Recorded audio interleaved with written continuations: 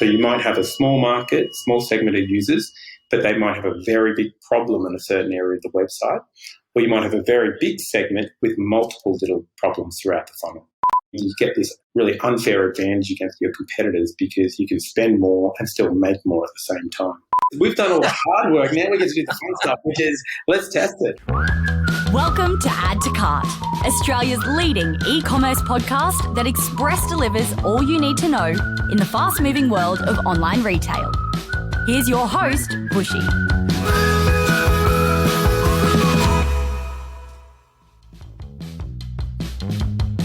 Welcome to another episode of Add to Cart. I'm Bushy and I'm joining you from the land of the Turrbal people, otherwise known as Brisbane, Australia. On Add to Cart, we welcome everyone to share and listen to e-commerce stories. The more diverse, the better. I want to especially welcome the traditional owners and the original storytellers of the land that we are on, our Indigenous and Torres Strait Islander listeners, to join us in our e-commerce conversations and our community. Today's guest likens himself to a popular 80s TV character. Didn't we all aspire to be Magnum PI or even Uncle Jesse from Full House at some point? Unfortunately, I ended up more like Norm from Cheers, but I'm really showing my age now. Today, we are talking to another smart, resourceful problem solver, just like Macgyver. There you go. See what I did? My guest today is Matthew Pezzimenti, founder and director of Conversion Kings. Since 2014, they've been working on conversion rate optimization processes for leading Australian and international brands such as Koala, StyleTread and Woolworths. Now, Matt may or may not have a highly gelled mullet or a roll of duct tape in his back pocket. You'll have to check out the video for that. But he does know a hell of a lot about creating conversion rate optimization solutions to fix the problems that your e-commerce business might be having.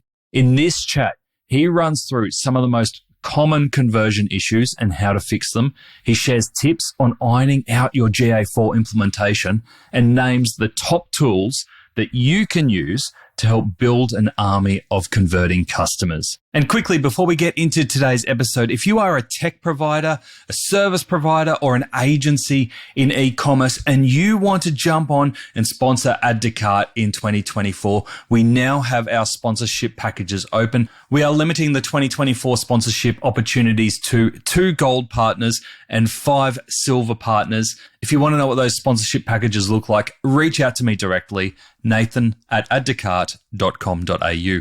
So, thanks to our partners, Shopify Plus and Signet, here's our conversation with Matthew Pezzimenti, founder and director of Conversion Kings. Matt, welcome to Add to Cart. Great to be here. Thank you for inviting me. Oh, thank you for coming on. This has been a long time coming. We caught up after many years of not seeing each other at iMedia on the Gold Coast recently. You delivered a stellar presentation, and that's what tripped my mind to go, we've got to get Matt on to Add to Cart. Why haven't we done that yet? Oh, thank you, sir. We put a lot of effort into them, just want to be able to give value. So that's great. What stood out to me is that you seem really passionate about genuinely educating the e-commerce community about conversion and CRO, not just selling. That to me stood out. Amongst all the other presentations, you were there to actually educate. Where does that come from? Well, it really comes down to where we can really help people to understand this tactic. There's so much to learn about it, and it's different for everybody. Sometimes it's more relevant for them to do conversion optimization internally or to do with an agency, but at the forefront of it really comes down to education so they can make the best decision. And it's great when you see people, they get the aha moment and the spark goes off and they're like, yes, we get it. Yeah. Now, I've set you up as a really humble guy, but then you've called your business Conversion Kings. Like, there is no getting around that. You are putting yourself right up there. Yeah. Well, actually, that came from The Simpsons, actually, when we were, if you remember back when I think it was Homer was trying to be Mr. Plow, and then Barney come out as the Plow King. And I'm thinking, wow, he crushed it. And I'm thinking that sounds like a pretty cool name to jump into. And so when we kicked off the business, it was like, let's be Conversion Kings. And now we've got to own it, which is... That's fantastic. So you're the Barney of the e-commerce industry in Australia. Well, there we go, right? There we go. Call us one thing. I've been called worse, so that's not too bad. What made you want to double down into the conversion side of e-commerce and digital? Because you had played in a broader spectrum before that, right? Yeah, it was. And it really was actually when I was on the other side of the fence and just seeing the impact that Crow did for the brand I was working with. And like, wow, this is incredible. And the other side to that is it really sort of merges two of my major passions, which is like creativity and analytics. And it really brings those two together to deliver something. And it was just, there was that part to it. And the second one was it's so measurable. So when we're doing the work, you can see the instant outcome to it, and it's a great way to deliver value. Tell us more about the creativity side, because most people wouldn't associate conversion rate optimization with creativity. Yeah, well, I mean, it comes down to ideation and coming up with a solution to solve a problem. And we need to think of a different way to solve that customer's problem than we're already doing. So a lot of it comes down to how else or how might we solve this issue? And then that's where the creativity really comes out. Like you've got different ways of solving it, what's going to be relevant for the customer. And we all get super excited about like, this is going to be an absolute winner and a game changer. And that's what's great about optimization, because it can validate whether or not that idea is crazy or actually valuable. So conversion means a lot of different things to different people, right? I bet you can see this, especially take those initial phone calls from clients. Mm-hmm. What does it mean to you? Yeah, well, really it's just about making the most of what we've currently got and how we can improve whatever metric or whatever goal we're striving for, whether or not it's like a eCommerce, which is a pretty simple one, or it could be about engagement or adding to another sort of mid-funnel metric as well. But it really just comes down to how we can make the most of what we've really got out of it. And it's a little bit like my childhood hero, which is Macgyver. If you remember, I don't know if you're old enough to remember. I know Macgyver. Yeah, cool. Well, like he was able to like create the most amazing things out of the most limited resources. Conversion optimization is a little bit like that. You know, we need to with what we've got, how can we make the most of it and solve the problem? And are you finding you're getting more and more clients now turning towards conversion now because acquisition has got so expensive? Yeah, I mean, it's definitely a big driver. You see that when people are struggling to really get that ROI or the ROAS from their paid search, and they're like, there needs to be a better way of how we can do this. Also, when they sometimes look in to see how much money they're wasting there as well, can we sort of minimize that a little bit as well? Great. So let's get into it. Let's get into the details of conversion, because we're going to nerd out this episode and really get into it. Let's kind of dispel some of the myths that you go in and you poke around to find these conversion rate optimizations. Can you outline your process at Conversion Kings around what you would go through for a typical client? Yeah, definitely. A good way to think about from a very high level structure. The first one is we need to identify where the problems are, come up with a solution, and then we need to execute and then decide what we're going to do with it from that perspective. So from a very high level, that's basically the way you would like to think about it. And then when we dig a bit deeper, each one of those areas have their own sort of smaller methodologies or processes as well. So when we get into the auditing phase, it's important to look at it from a technical perspective, which is an interesting one because sometimes it's what people overlook. This goes straight into optimizing. There's no point scrubbing the decks of the Titanic if it's sinking. So we need to make sure that there's no tech errors which are actually stopping you from converting to begin with. And also then making sure your analytics is truthful and correct. Very important, because if your analytics is wrong, you're going to be making the wrong decisions based off the information that makes sense. Yeah. What are the main tech errors that you find? A lot of it can be around sort of different device or browsers rendering the website that might be sort of conflicting things. And they might look at it, let's say in Google Chrome, and it looks great, but then they look at it in a different browser and different elements behave differently. And one of the classic ones is where someone might implement a live chat feature and they're like, okay, this is great, but for some reason my mobile conversions are now dropped. Like, why could that be? And there's a lot of hypotheses about, maybe it's because people are now talking to customer service or they're going to store. When we do the tech audit, very regularly we find that actually that live chat feature is actually covering up the checkout button on mobile. So those little things that, if you've been looking at a website, it's your day-to-day, it just seems normal and natural, and you may have figured out how to get around these bugs and errors. But that's one of the ones we get in there and just clear them out to begin with. So yeah, before you start, make sure everything's aligned from a tech perspective.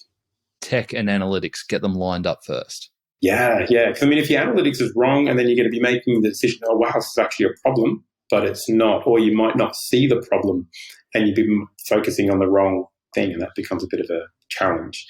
I can imagine recently the cutover from Universal to GA4 would pose a few challenges with some of the tests and the comparisons that you're working on at the moment.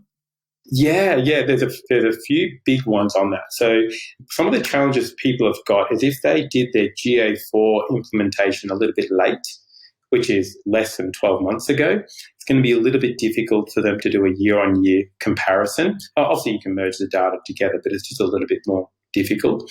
And then when you're setting up your GA4, there's around about 6 main gotchas that happen that actually process the data differently. So when you're looking at your GA3 data and GA4 data, they may not line up because you've not configured some of those settings correctly as well. And then as GA4 was evolving, so were their metrics. So remember how there was no bounce rate, there was an engagement rate, and they'll bring your bounce rate back. So there's just a little bit of confusion as it's starting to bed in. But it has definitely been let's call it an interesting experience with a bit of a changeover. But most customers that we're talking to now, they've got it all sorted, maybe with a few little teething errors as well. Yeah, great. Teething errors. I like how you put that. Sounds painless. We will come back to the Google tools because there's a lot to talk about there, I think, and to unpack.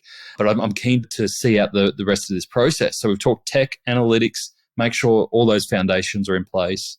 Yeah. And the next thing we want to do is go, who's not converting? Like who's an important segment to your market? Because not everyone's you might have different customer groups within the population of your website. So you need to see who they are, how big those segments of customers are.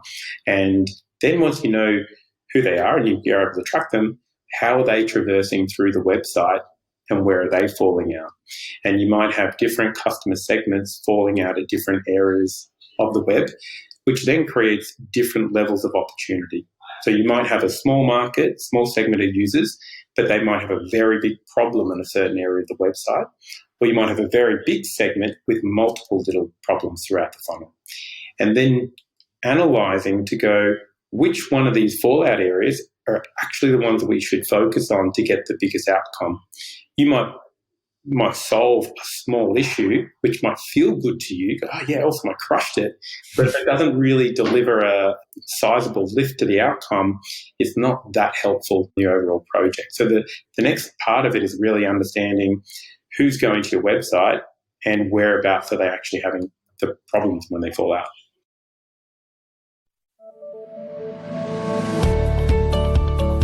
Shopify have put together their version of the Australian e-commerce Avengers. 10 e-commerce experts, including me, unfortunately, I think I'm the Hawkeye of the group, to give you tips on how to set yourself up for success this year. You'll even recognise some of the contributors from past Add to Cart episodes. Mark Bartzer, Kelly Slessor, Paul Waddy, Lisa Jones, and more will share tips from how to create great discounts, how to boost conversion rates, optimize email and SMS, even use AI to drive sales. It's all in there. I share how to set up your team for success. I can guarantee you will take at least 2 to 3 tips that you can use to optimize your sales this peak season. So put on your spandex and join the e-commerce Avengers with Shopify's free peak season playbook. Download it at shopify.com/plus/guides/peak sales season 2023, or just follow the links in the episode show notes from the device you're on.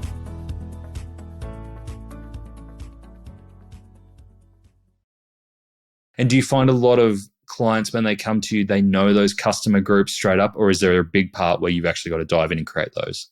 Yeah, it's definitely the latter. So everyone has an idea of who their personas are, but there seems to be a bit of a commonality in online where we get these lovely personas, sometimes from marketing, that sound really great. But then if we can't track them from in a digital world, like there's no digital footprint behind them or digital signals that help me identify them, how do you actually identify, track and optimize those users? And it becomes a bit hard. So what we would do in that very first step on baseline is validating those segments that, yes, we can actually track them, we can see them, and now we can optimize them as well. So a lot of times customers come to us going, we don't know who our good segments are. So that's a bit of the work to actually identify who they are. Gotcha. All right. Where do we go from there? Yep. So once we've done that, then we need to check off all the core customer experience vitals. So, are they able to get into their search and merch? Is that where it needs to be? Because, around about 10% of people, if they're searching online, that's a very solid channel. We need to make sure that that is optimized, delivering great results.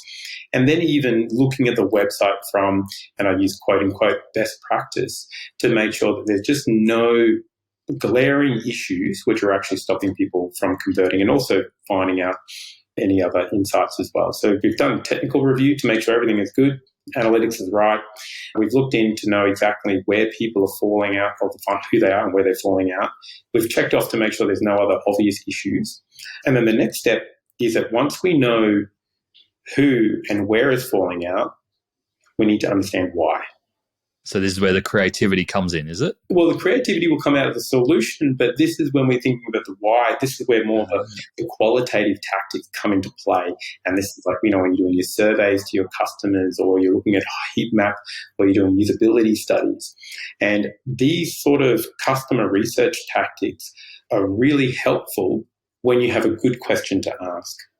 So if I know that this segment is falling out of this area, then when I'm doing my qualitative research, I can find out precisely why is that happening. And and so once that's surfaced, then you've got a fighting chance to actually solve the problem, because now you know where it is, roughly why it's happening, and now we can come up with a solution on how to solve it. Great. And is the solution always around testing and split testing and multiple avenues?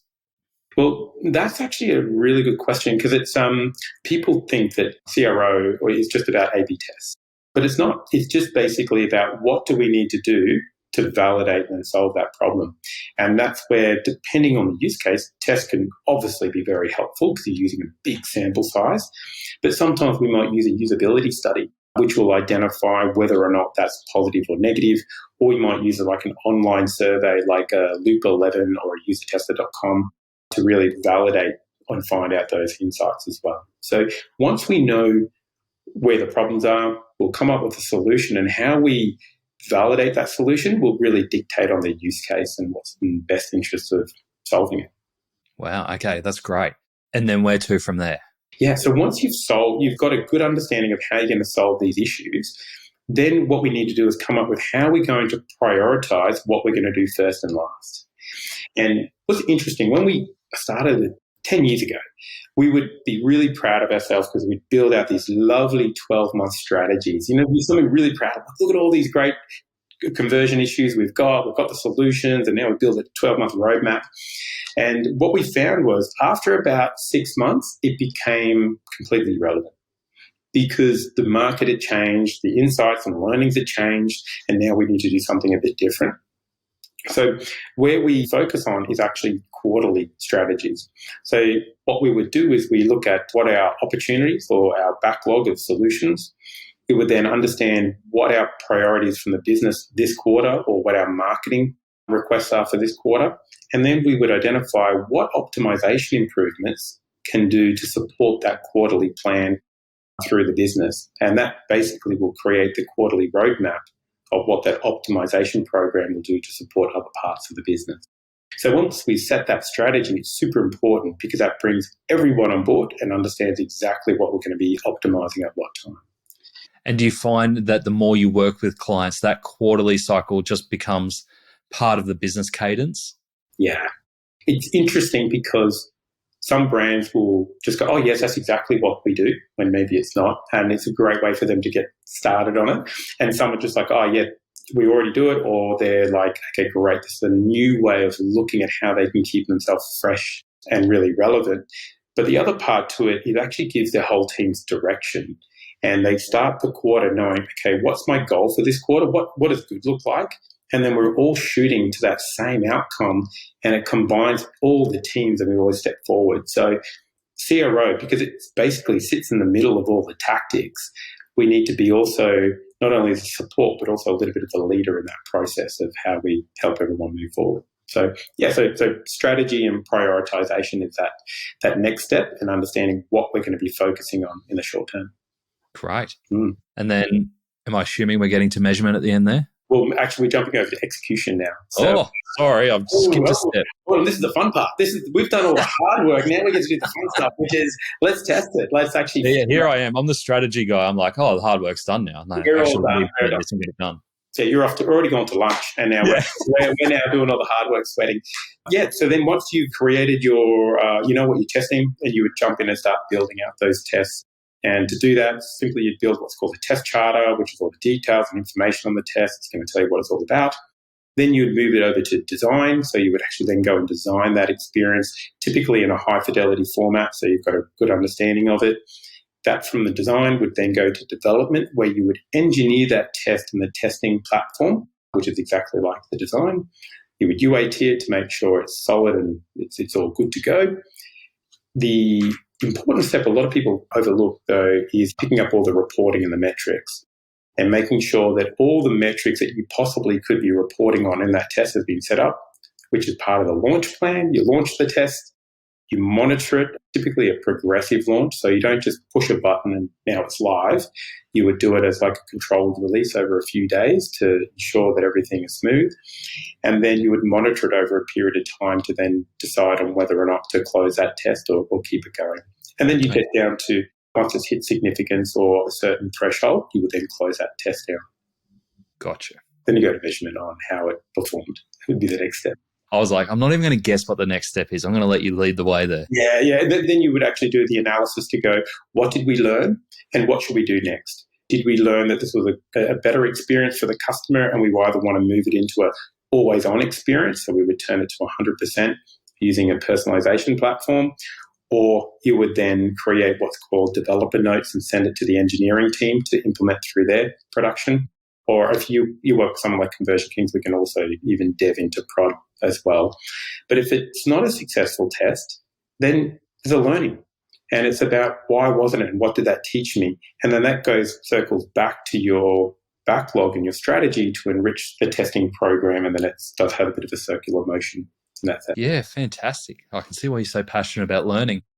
If you've got a new client coming into you for the first time, they've signed off on the dotted line, you're off to the races. Typically, how long does it take you to get through that process the first time? And then to start testing good question. It takes about, depending on how deep the research is, it's typically anywhere between, let's say, 5 to 8 weeks to complete a solid website audit strategy and then building out the plan. But in my experience, as much as customers and brands want really detailed, quality, insightful research that doesn't leave any stone unturned, they also want results like yesterday as well. They want it to be faster. So what we do is we actually run a concurrent methodology where we will do the research, which is really, finding out the main motivators. But the other side to it is because we have quite a bit of experience, and typically the customers come to us with a whole bunch of things they want to understand and solve, we would start executing tests in line with doing the research as well. So typically by the time the research is concluded, you've already got some wins and some potential uplift in your revenue straight away, and then you're off to the races, as you said. Yeah, so just a little treat along the way just to keep everyone interested and moving along until they get to dinner. Yeah, exactly right. And sometimes we get to the end of that 2 months and we've already given them a return on investment, which would cover a CRO program for the next 5 years after those first 2 months. So it's always a great experience for everyone involved when we get able to do that. Is there a bit of a pattern that you're starting to recognize now, especially for e-commerce clients, when they come on board for the first time, the obvious places to look where you'll go, there's definite conversion uplift to be had in area ABC? It's dangerous to think like that. And because if we think about the tyranny of averages, which really don't mean much in the sense where if we look at a conversion rate, people think, my conversion rate's 2%. But that might mean that you've got a conversion rate on desktop of 0.5%, but a conversion rate of something a lot higher on mobile or around the other way. So looking at a problem as an average on a website or even from a category potentially could send you down the wrong path. The area we would typically, if we had to jump in straight away to find where the main issues were, we'd be looking at where in your funnel do you have the problems? Do you have a bounce issue, meaning that people are landing on your website, it's not relevant, it's not what they're after and they're leaving? Is it an add to cart issue? Is it about they're not finding the right product, they're not persuaded, they don't understand it, and they're not adding it? Is it they're not even adding to, or they're maybe adding to cart, but they're not even starting that checkout process? There's no incentive for them to go forward. Or is it to check out the issue? Is that on mobile? Is it a different traffic source with a different persona type? So without overcomplicating it, it really just comes down to we need to understand the segment, the area, and then that's typically where they would jump in. And every business is different, even when you've got the same website running in different markets. And we might find that we might be running a client who's got a website in Australia and one in the US, same potential web experiences, but because we have a different market with a different expectation, they've got different problems as well. Makes sense. I felt like I was a politician answering that question. I answered it, but I didn't answer it, so sorry. Well, I've got another question which you might not like, but I can hear people in their cars or in the gym listening to this going, oh, you can't let that go without asking this question. You're going to hate it. What does a good conversion rate look like? Yeah, I mean, a good conversion rate is great that is giving you a positive return on investment from your traffic sources, whatever that could be. We've got some lead gen clients that need to be hitting around a 15% conversion rate to make that viable for them. And we've got some brands that they've got conversion rates of 0.5 are still great as well. And then comes to the big question is like, what is even a conversion? There's two things to really consider is firstly, when we're defining conversion rate, are we doing it based off qualified traffic? So an interesting one is like we had a client, they were saying that we're driving a lot of traffic, our search is going super well, but our conversion is tanked through the floor. And okay, so what's going on? What's happened? Looking into their analytics, you can see that, and this was for a dental company, and they're in Sydney. And I said, look, unless you figured out how to do your dental work from people in India, that traffic that's coming through is probably not relevant. So when we're looking at conversions, we need to make sure we're looking at relevant traffic. Or if you've got a really solid or large community area to your website, like a lot of blogs, a lot of community interaction, who have no intention of purchasing, you wouldn't include that traffic either as well. So it really comes down to making sure you've got the relevant traffic within the buy flow, and then what's that particular conversion rate is a great way to look at it. And then the other second gotcha that a lot of people have is, are we tracking it off of sessions or users? And then what's that metric? Because one user can have multiple sessions, and multiple sessions divided by the same amount of transactions will give a different conversion rate. So there's a few things in there to consider, but the biggest metric to think about is, are we converting our traffic into our goals that are actually profitable for the business? Is the way that we like to look at it from a number. But if you're looking for actually looking for a number. Yeah, give us a number. Here's a number. Actually, I can bring up the number if you like. Wait 1 second. I'll bring up my averages. I love that. You gave the sensible, considered answer. And I go, yes, that makes a lot of sense. But what's the number? What's the number? Yeah. So we've done quite a bit of research actually on this, and we've got a bit over 100 retailer data that's fed into understanding these averages of all approved data. But if we're looking at as an average across all categories, if we're looking down here, sorry, man, I'm just jumping into my other screen to tell me the exact number. Oh, it's okay. We've got live data going on. This is a first for Add to Cart. It's fantastic. There you are. So what we've got currently from all industries, we're looking at 1.39% as an average conversion rate across it. And that's beyond retail? That's beyond retail as well. Okay. Yeah. And then we can break down to the different categories as well. So if you look at furniture, it's different to jewelry, which is different to fast fashion. But the interesting other metric to think about here for everybody is your non-bounce conversion rate. So what that does is when you remove bounce out of your numbers for conversion, you start removing a lot of that brand traffic, which is really about awareness, top of funnel. It's not really bottom of funnel traffic. And when we remove bounce out of the data set, we're getting to an average of 2.17% conversion rate, to give a bit of reference on it as well. And in terms of typical categories that you see, say, a higher conversion rate, is it typically FMCG, fashion at a higher level, and then larger items like furniture at a lower conversion rate? Yes, I'm just looking at the data now. Yeah, homewares is typically lower, definitely on the lower spectrum. Things on the higher spectrum, apparel and beauty would be some of the higher categories in conversion rate. And there's a range, if you look at beauty, our average conversion rate on beauty is 4.9%. It's a lot higher. And we've got some brands in there, kicking on close to the 10% mark in there as well. So it's definitely a range of what you've got. But again, it just comes down to your acquisition costs. Yeah. You've mentioned some great metrics to look at beyond just that conversion rate percentage figure, talked about qualified traffic, bounce rate. Any other metrics that you think retailers should really keep a close eye on if they are worried about the conversion on their website? Yeah. So the first thing I can't stress it enough is segmentation. And the two segments that I would urge all retailers to really focus in on is what's the conversion rate of a first-time customer? So they've never purchased from the website before. And what's the conversion rate of a returning customer? Because that's going to give us our cost of acquisition of a new user, where we can have a lifetime value and understand, is that actually a good investment or not? And then we go back to a returning customer, what's their conversion rate? Because the interesting thing about a returning customer, you might need to think about, are they on a loyalty program? Like now you might have a list price or a member price. So that's going to change the profitability of that sale. How did that person purchase? Did they go through a buy now, pay later, which means that I'm also now going to lose, maybe 5 to 7% of my ticket because I'm now having to pay additional fee through that buy now, pay later as well too. And this all contributes to the actual profitability of bringing those segment in. So firstly, I think it's important to segment those two audiences. And do you typically find return customers convert at a higher rate than new customers?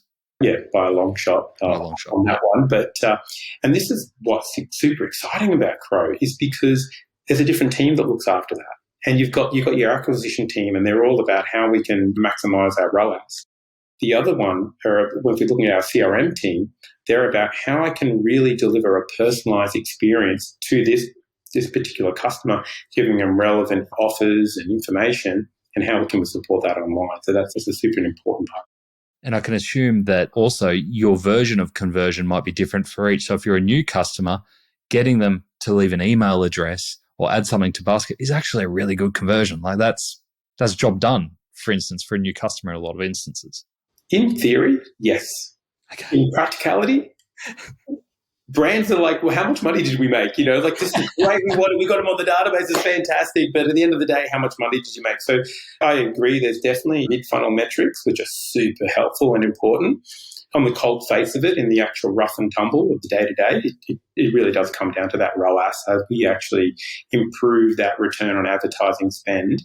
And what's beneficial for that also is when we start converting customers at a higher rate for new acquisition, it means that in my bidding strategy, I can outbid my competitors because I can pay more per click because I'm converting them better on the other end, which just means you get this really unfair advantage against your competitors because you can spend more and still make more at the same time.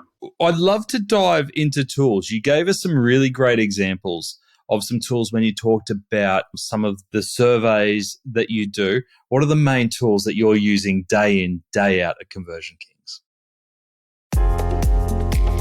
What do you get when you combine the spirit of Christian Dior, Coco Chanel, and Ian from The Warehouse? You get Signet's brand new capsule collection. They've said none to boring packaging and released a brand new range for their inaugural capsule collection. It's packaging, but classy. And as always, it comes with Signet's usual quality, competitive pricing, and the only non-French edition, amazing customer service. Coming to a warehouse runway near you. Visit signet.net.au to browse the range and contact the team to find out how their packaging solutions can help your e-commerce business.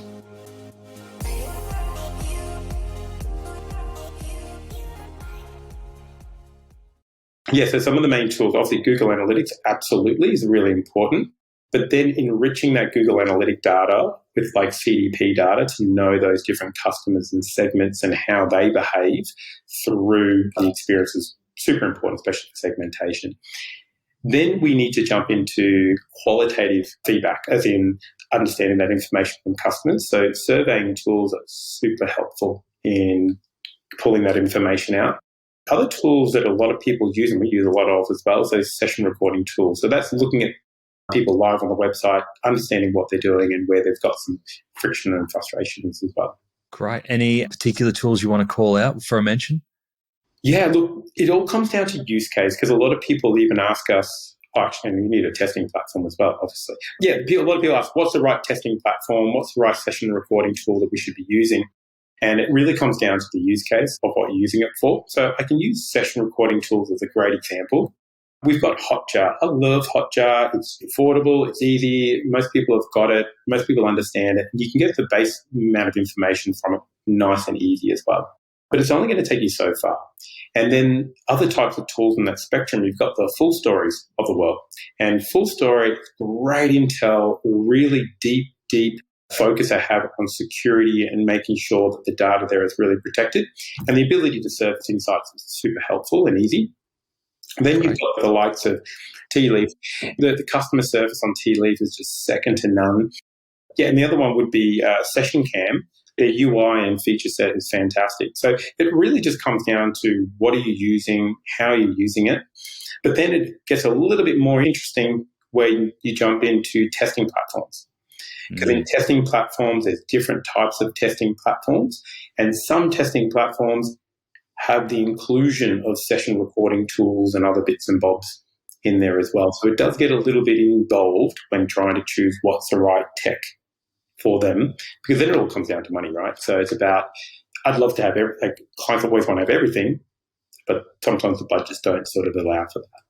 And then also who's going to use it and keep an eye on it, because the more you add to it, the more time it takes to analyze and get the actual actions out of.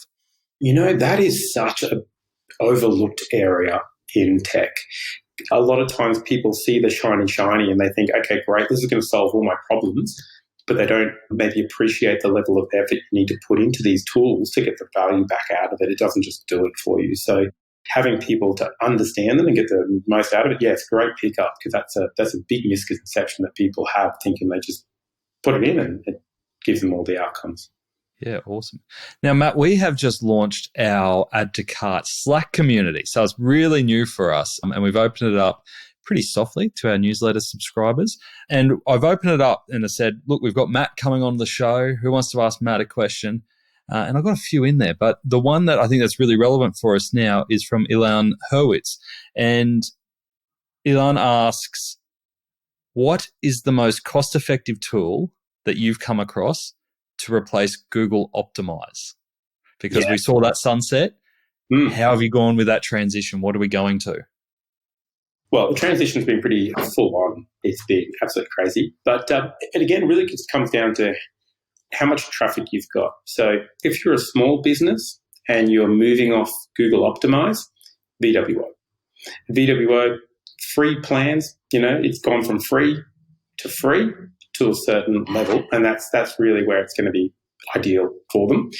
If you're moving up into more of the enterprise level space, then we need to start thinking about what types of tests you're doing to then see which one's actually relevant for you as well. And there's over about 21 different testing platforms that are really active in the market at the moment that people can choose from.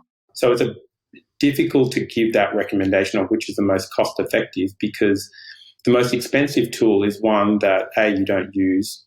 That's really expensive. Like a gym membership. Gym membership is only expensive when you don't go to the gym. And the other one to think about, this is a thing that a lot of people overlook, is that the quality testing platforms, they've got a very solid server infrastructure. And what that means is that when they're serving up the tests and they're presenting those different variations to customers, it's fast and it doesn't affect the site speed very much at all. It might have very, very small. But sometimes when you're looking at maybe the non-mainstream technologies that are free, they can sometimes slow the website down.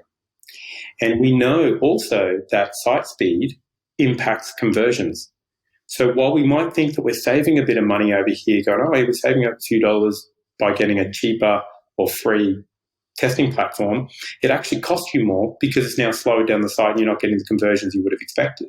So it's free isn't cheap. One thing I learned very early in my career is that the most expensive legal advice you can get is cheap legal advice because sometimes it's typically wrong. And the same goes with testing platforms. It's a matter of making sure you've got something that is going to work really well with your tech stack. Integrations are going to work. It's not going to be costly to put those together, and it's going to be easy to use. And so you'll actually end up using it. Makes a lot of sense. Have you seen the emergence of AI have an impact on the tools or the functionality in conversion tools? Is there anything that stands out to you to go, oh, it's really made an impact in this part of the conversion journey? Not yet. Not yet. We are hoping, fingers crossed, that we can get some great value from AI that we can really scale with. And if we think about like where we would love to start using AI, would be firstly around identifying valuable segments in people's data. You've got your customers coming in there and it's like, okay, which one are my valuable segments? At the moment, it takes quite a bit of time and a manual process to identify and find those segments. And we've been searching high and wide and even a bit of development ourselves to try and can we create an AI engine that will help identify all those, using all that data, find the patterns and find the segments. Yet to really nail that at the moment. And if anyone knows of something that we don't know, please let us know because we're looking for it. But in saying that, though, we are using AI quite a bit already. So you think in search and merch, there's a lot of AI tools that we're using currently to deliver that better for the customer. Product recommendations is another big one as well. Where we use AI effectively in the agency, though, is also helping us with information architecture. So if you've got normally card sorting is quite a full-on process of, categorizing and moving things around. But you can push a lot of information into AI. It'll recategorize it based on what it believes. And then you can validate that against what you're doing and even test it. So, yeah, there's quite a bit in there. And then the last one there would be around analysis. How do we identify what did that test mean and what should we do as a result? But again, it's all very much grassroots at the moment and nothing yet is absolutely solid where we go, yeah, totally use AI for that one at the moment. Yeah, it seems like such an area that's ripe for an AI opportunity. But on the other side of that, I could imagine now that you've been doing this for so many years, that do you ever get surprised anymore by test results? Are there any recent results that come to mind that you were like, oh, wow, that was surprising? You know what? When I first started the agency, I always thought I was really smart. And I thought, yeah, I got this. And people would ask me their opinion of what's going to convert, what's not going to convert. And I was always, oh, yeah, totally, I'll tell you. But it was that bit of the effect of really not understanding the depth of it. So now at the moment, at my point, it's very humbling optimization because we have these hypotheses that we're trying to prove or disprove. And at the end of the day, it's that customer segment, which is going to give us that direct information. So as I've sort of progressed in my career of optimization, I've sort of moved further and further away from having an expectation to what this test is going to go. It's about what can we learn, and every learning can be super, super interesting and doesn't always go the way you're expecting, hence why we test. Do you ever have any side bets in the agency? Absolutely. Especially with clients. So sometimes clients are like, look, Matty, that is just too creative. That's not going to work. I'm like, oh, really now? And I recently had one from a retail and we started throwing a few bets on there as well. And I'm pretty proud to say that my creative solution did definitely win in that scenario. So that was a bit of a good one. Double or nothing, the quarterly invoice? Oh, geez, that would be good. All right. Matt, if we've got retailers listening to this and going, oh, it is an area I've been interested in, but probably haven't pulled the trigger on, done a lot on it to date, what's the best way for them to get started, whether they are doing it in-house or through an agency like Conversion Kings? The first thing to look at is going, do I have a conversion problem? And where is my conversion problem? That would be the very first place I'd start, because sometimes when we jump into helping with a client, you've got a lot of stakeholders in there. Everyone wants to play on the homepage. We've got to change the homepage. And that's typically what some of the talk track that happens. But when we look at a conversion, most conversions don't start on the homepage. Most conversions will start by we're actually getting people landing on a product display page. So we're over here focusing, trying to update our homepage because that's what everyone thinks is excited about. But actually, it's not going to move the dial. And this is important to get right, because if you get in there and you just say you do this big test on the homepage, put all the effort and energy, and it becomes inconsistent, meaning that it hasn't hit statistical significance, you're going to start losing a little bit of like, oh, hang on, that didn't go the way I thought it was going to play out. Mm-hmm. So the most important thing to start with is identify where your problem is. And then once you know where your problem is, then you would jump into it. Otherwise, it's just going to be doing something that feels like you're doing something, but you're not really moving the business forward. Makes total sense. So what's got you excited for the next 12 months? What's on the radar for yourself and the Conversion Kings team? Yeah, well, look, for us, it's all about education. 10 years ago, maybe one of a very handful of CRO agencies in Australia, or even in the globe, there wasn't that many. And now there's a lot of people offering services, and which is fantastic. The more people in the industry talking about it, it's great.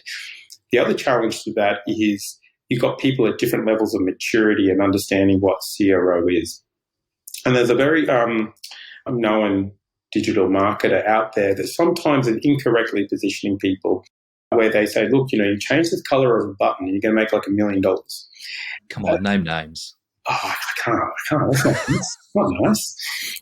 Everyone's just trying to put food on their table. I get it. But I think we just need to be careful of these sorts of claims, pushing people down that. Because then what happens is people listen to that and they go, oh, okay, so I just need to change the color of my button. It means it just completely doesn't position you correctly for what the tactic is. And second of all, it's not going to give you the outcome that you're needing.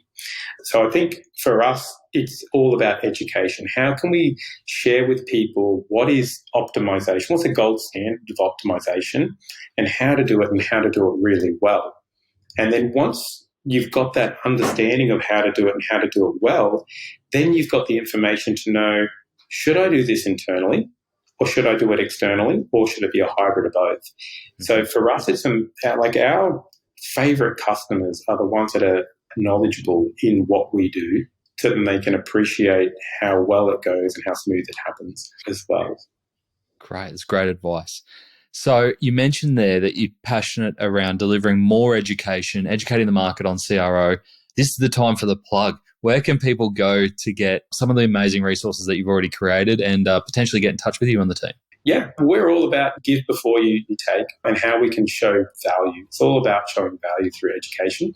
So if you jump onto the conversionkings.com.au website, up there we've actually got a free audit. So you can go there, request a free audit.